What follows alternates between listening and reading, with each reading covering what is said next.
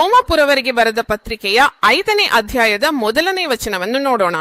ಆದುದರಿಂದ ನಂಬಿಕೆಯ ಮೂಲಕ ನಾವು ನೀತಿವಂತರಾಗಿ ತೀರ್ಪುಗೊಂಡಿದ್ದರಿಂದ ನಮ್ಮ ಕರ್ತನಾದ ಯೇಸು ಕ್ರಿಸ್ತನ ಮೂಲಕ ದೇವರೊಂದಿಗೆ ಶಾಂತಿಯು ನಮಗಿದೆ. ಪಾಪ ಮಾಡಿದಾಗ ನಾವು ಶಾಂತಿಯನ್ನು ಕಳ್ಕೊಳ್ತೀವಿ.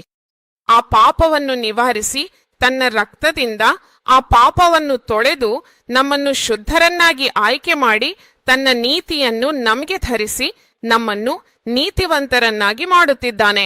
ಅಂದ್ರೆ ಸಾತಾನನು ಮಾಡುವ ಆರೋಪ, ಸಾತಾನನು ಯಾವಾಗ್ಲೂ ನಂಬಿಕಸ್ಥರನ್ನು ಆರೋಪಿಸ್ತಾನೆ. ಯಾವಾಗ್ಲೂ ಸಾತಾನನು ವಿಶ್ವಾಸಿಯನ್ನು ಹಿಂಸಿಸ್ತಾ ದುರ್ಬಲಗೊಳಿಸ್ತಾ ಇರುತ್ತಾನೆ.